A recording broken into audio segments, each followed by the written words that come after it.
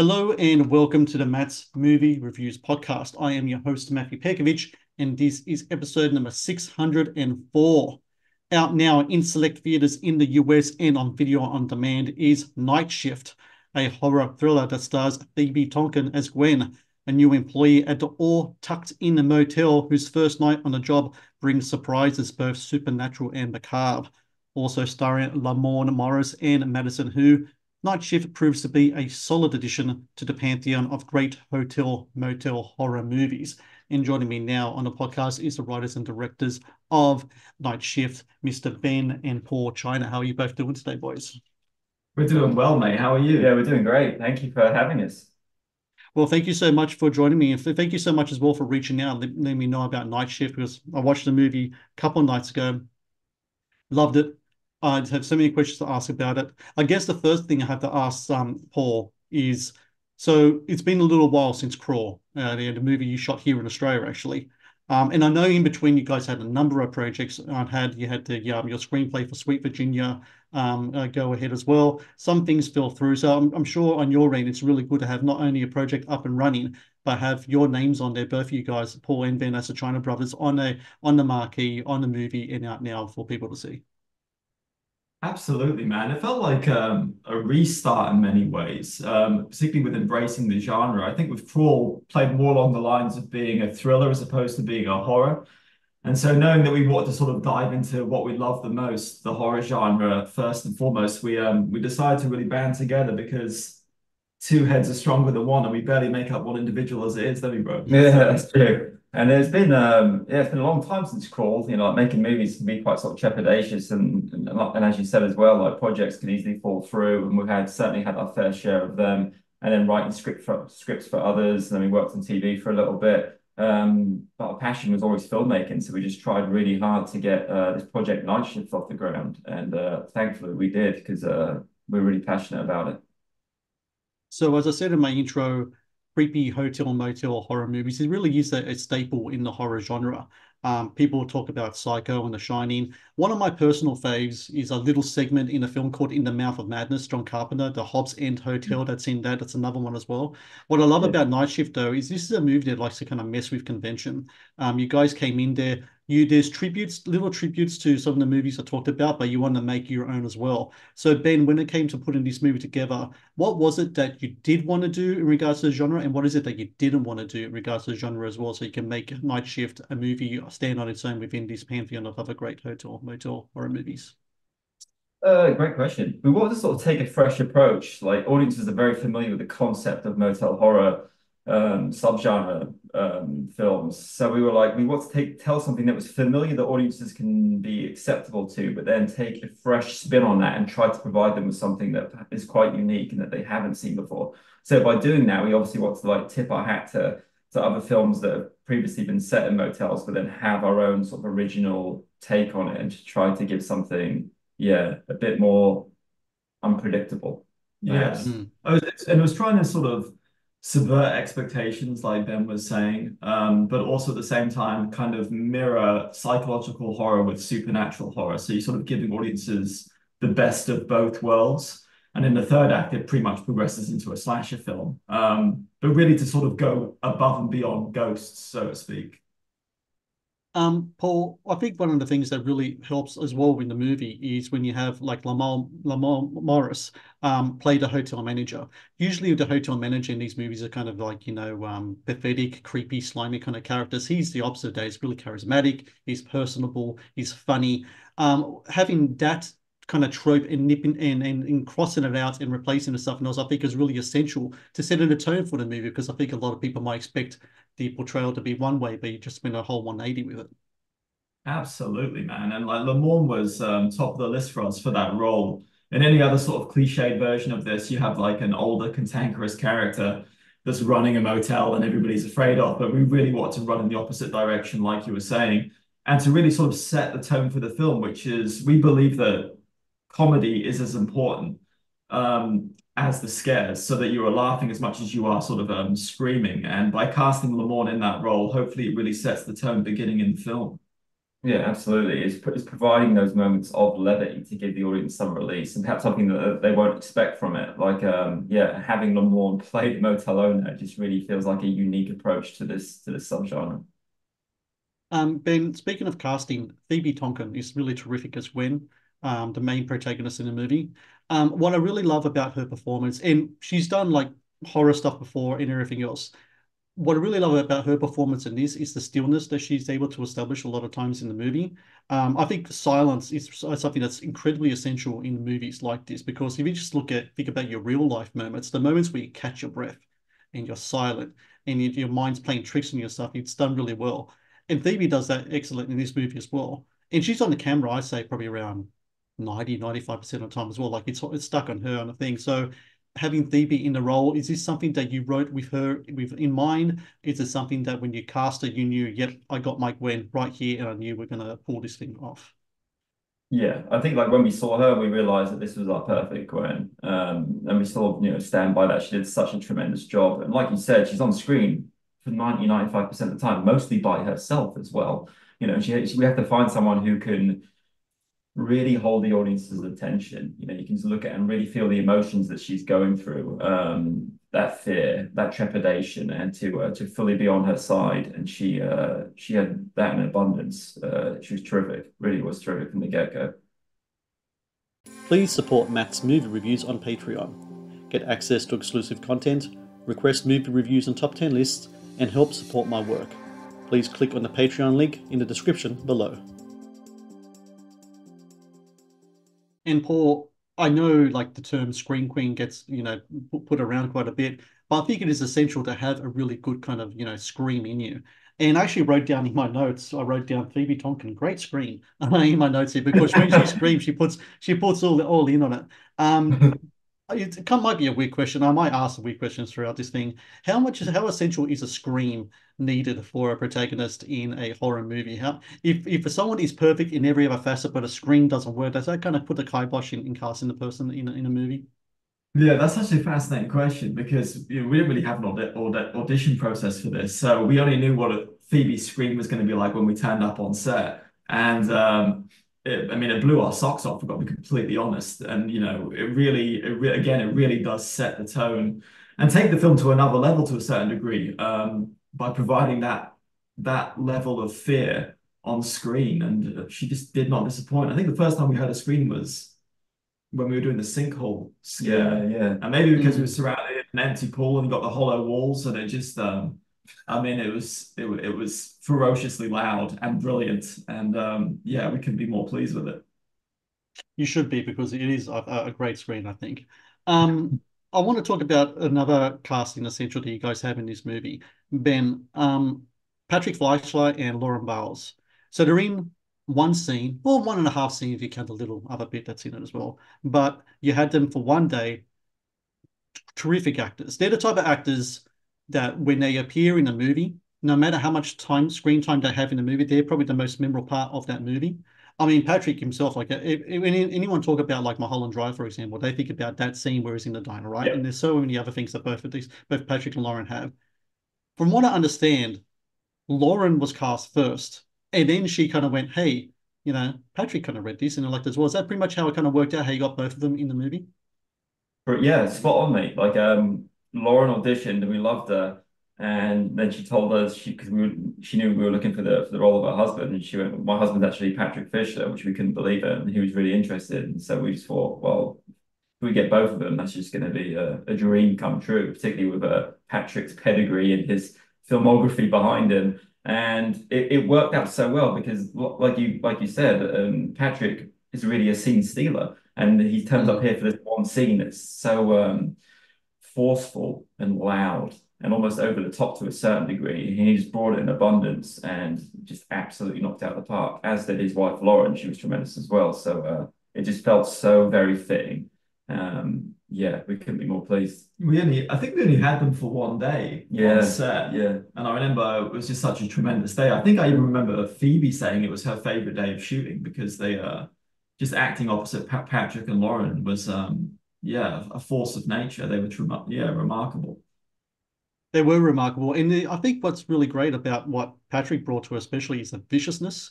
I think some people can do vicious and can go kind of like cartoonish, but his one isn't cartoonish at all. I think when Phoebe's kind of startled while kind of watching, there's something that's very visceral about that. Yeah, Yes, I think yeah. it's a great. It's almost like he's toying with her, so you can feel Mm. that insolence there. Yeah, he was marvelous. Especially like being a man that's not large in stature, Yeah. and but he just brings a force with him. And yeah, it's incredible. I mean, it really carries through on screen. So yeah, we couldn't be more pleased that we had him in the film. I want to talk about Paul. Where did you find the motel that you filmed it? Is that a set? Is that a real place? Where did you find that? Because it's really it's. I think it's essential to if you're going to have like a motel horror movie that the motel itself is kind of like a character, and there's something about that motel in particular, that is kind of. I think Patrick's character talks about like a seedy kind of like cesspool kind of hotel kind of thing. You can actually feel that, especially in scenes where you open up room 13, for example, there's a dust on the remote and all that kind of stuff. It's kind of like almost like a time capsule in a sort of way of like a remote, or like a hotel or motel from the 90s from like you might see from like an old Coen Brothers movie or something like that. Yeah, right. Yeah. Yeah, absolutely. And the motel's a real motel. It's called the Pink Motel. Hmm. It's actually pink. It's not an operation. They shoot music videos there and Yeah. short films. Some features have shot there. I know there was a scene in Drive that was shot there. Okay. And it's about 40 minutes from where we live in Sun Valley, sort of north of Los Angeles. And so it just worked out perfectly for the casting crew, particularly because we had a small casting crew and we were shooting the film in 17 days. And the aesthetic was perfect. And our production designer, Susanna Honey, just did a tremendous job and really brought it to life even more. Actually, one of the biggest sort of trickiest parts of filming Night Shift was with because the motel was so perfect, but it was actually in the middle of an industrial estate. So Mm, we had to like, give the impression that this motel was shot in the middle of nowhere, as it is set in yeah. the film. So we had to be sort of very particular with our shot list and camera angles to make sure we didn't catch any of the railway stations and hospitals that were surrounding it. But the location itself was just brilliant. The Matt's Movie Reviews podcast is brought to you by TeePublic. TeePublic is the world's largest marketplace for independent creators to sell their work on the highest quality merchandise. With over 1.2 million designs, TeePublic is sure to have something you love. Paul, sorry, Ben, 17-day shoot. Efficiency, I think, is the word that comes to when I think of Night Shift. In 17-day shoot is one of those kind of things. When you have 17 days and you have the actors that you have and you have the script that you have as well, how important is pre-production in regards to a movie like this? And is pre-production something that's always essential for all your projects, or is with this project considering COVID restrictions and such that you're dealing with, like makes it even more so? Yeah, good question. Big fans of pre-production because we like to map everything out and be as meticulous and scrupulous with our execution as best as we possibly can. And with Night Shift, like you said, we shot it in 17 days, which is, 2.5 weeks. It's not that very long. And so we just had to be as best prepared as possible. And we created a very detailed shot list. We knew all the beats, all the cheats we were doing with the locations and different rooms, and just to be as fully prepared as possible so we could get everything that we could on screen. It's interesting as well that sometimes when you just have one location, that can be easier, I suppose, for the use of the better word, because everybody is together. You haven't got to move trucks around. But at the same time, from a creative standpoint, it can be more challenging because we don't want the audience to be bored or to be seeing something too familiar at all times. So it's how do we shoot each room differently? How do we present each scene differently to provide a freshness for the audience so that they feel like they're still discovering sort of new aspects of the motel as the story progresses. Speaking of efficient, 82 minutes runtime, tight edit, really succinctly tight, beautiful pace throughout the film. Shout out to Beck China for the editing in this movie. Really great stuff here. When it comes to runtime and how you want your pace in the movie, is it intentional that you want to keep it under 90, or is that something that just kind of happens? I feel like with this film, we knew it had to be under 90. Yeah, just under. We don't want to go over 90, No. but to keep it tight and to move at a decent pace. I think as well, like you just there is a lot of movies these days that just have a very long run time, and I don't know, so many scenes are unnecessary, and we just really don't want to waste the audience's time. We want to tell a story that's very efficient, and thorough and entertaining. And if it runs in at Uh, 82 minutes, it runs in at 82 minutes. And just on that, Ben, when creating suspense, I believe suspense a lot of times when it comes to pace, there's beats, there's rhythm to that kind of stuff. But where do you guys establish that? Is it in the script? Is it in post? Where does it kind of like those beats and rhythm really come like turn into like a well-oiled kind of machine for your movies, especially in regards to Night Shift? Yeah, it's a great question. I think it's we're very meticulous with our shot list, and on the script. And then when we shoot it, it does come to life. But I think it really does come together in the editing room, just finding those beats, knowing when we can really heighten the scares, and also finding those moments of levity to really sort of let the tension go, and then when to build it back up again. I mean, I would say the editing room is where it does really come together. 100%. I would say that on the shoot, one of the most recurring pieces of direction that we gave Oh, the yeah. actors was just take an extra beat before you deliver your line of dialogue, or before you do a certain action in a suspenseful scene, because the longer we can drag it out, even if it feels meticulous or monotonous, but maybe to a certain extent, once we get to the editing room, we then have the room to really play with how we want to stretch certain scenes out and build up to those scares. But the editing room is definitely where it all finally comes together. Yeah, yeah. So I want to do a round of silly questions now. I'm going to break my good question streak and go a little silly here. Paul, so when it comes to the name of the motel, All Tucked Inn Motel, how many names did you have on your list before you landed on All Tucked Inn? Was All Tucked Inn something like you always had in your back pocket, or is that something that kind of was on a list of other hotel motel names that you guys had for this movie? You know what? I think we had like five or six that we were toying with that we'd some we'd either created ourselves or just discovered or researched, but All Tucked In always stood out. I think we were bumping against it because we were like, how do you define an inn? But at the end of the day, the name was just too damn catchy. We'd actually played with that name a few times before. We actually had it in a couple of other scripts, that never sadly came to life. So it always stuck with us when we were creating the script for Night Shift. It ended up being the front runner because it was just too good to let go. Ben, where did you find Yogi the Bear? Because he plays a pivotal role in the movie.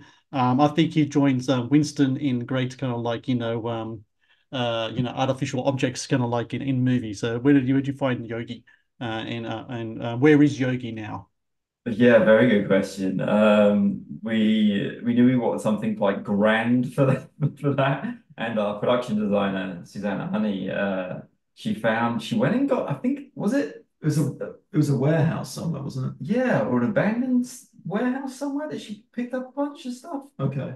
and she brought it back, and we were just over the moon that she found this. I hope she still has it. I hope she still has it hanging in her Yeah. living room or something. I don't know if she traded it off for other sets or for other props, but I hope she still has a hold of it. I think you guys should do the Sam Raimi like he has with his Plymouth and just have Yogi Yeah, in the yeah, movie just somewhere, you know? I think these should be like a staple kind of thing. You know, because we did I don't see that anymore, you know, in movies. It used to be yeah. like in the 80s and 90s, filmmakers used to have these little things that will link there, and you're like, hey, there it is, and people would cheer in the premiere, what have you, or the I want to see Yogi again. Who knows? Maybe Most Evil is going to show up in Yogi in the background. We'll do Um, it.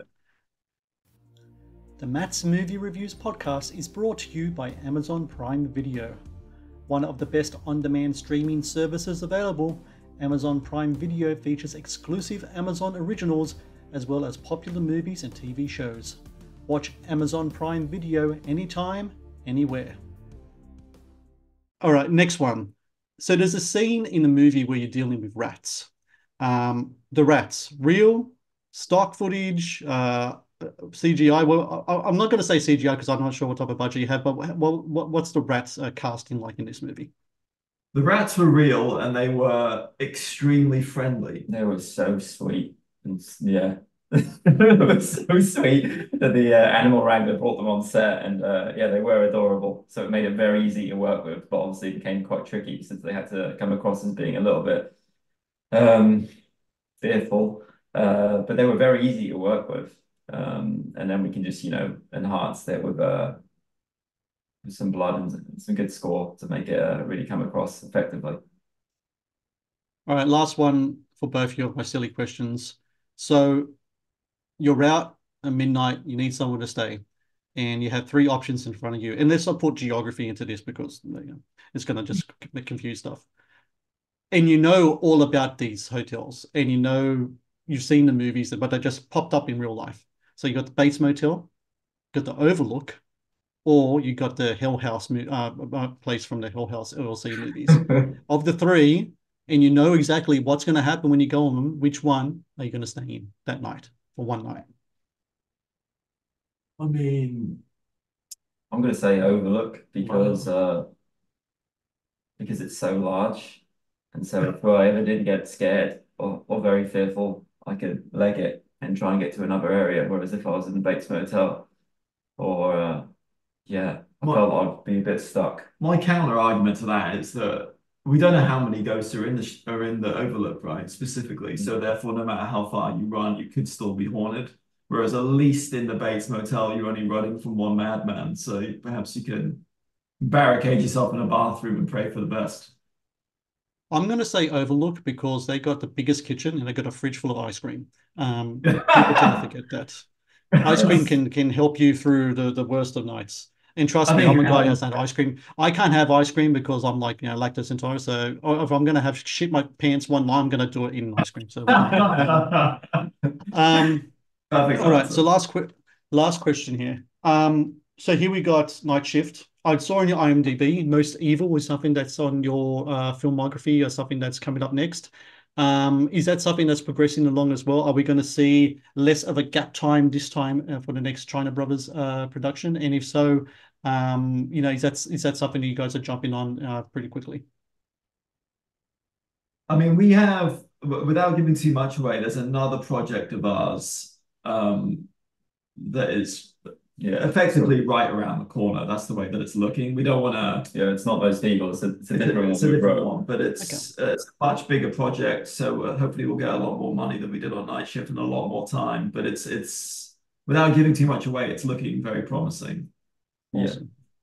Yeah. That's great. Yeah. That's great to hear because I really enjoyed Night Shift. And I know a lot of people have as well. And for everyone out there listening, if you're in the US, you can see it on VOD. But if you have a cinema nearby that's showing Night Shift, watch it in the cinema because we have to support independent filmmakers. We have to support genre filmmakers. And you have to watch this on the big screen because, I think horror movies are a communal experience. The more people you watch it with, whether it's friends or strangers, it's like there's a spirit that comes from watching horror movies. And Night Shift is definitely one of those movies I think a lot of people will get a lot of laughs and jolts out of. And Paul and Ben, I thank you both so very much for your time today. Congratulations with the movie. And when that next mystery project comes out in the near future, I'd love to talk to you guys again. It's been a pleasure. Absolutely. Thanks for having us. We'd love to talk to you again on the next one. They were terrific questions. We really appreciate it. Yeah, thanks so much, Matt. We're more than happy to come back anytime you'll have us. Thank you for watching the Matt's Movie Reviews channel. Please subscribe for more reviews, podcast interviews, and exclusive content.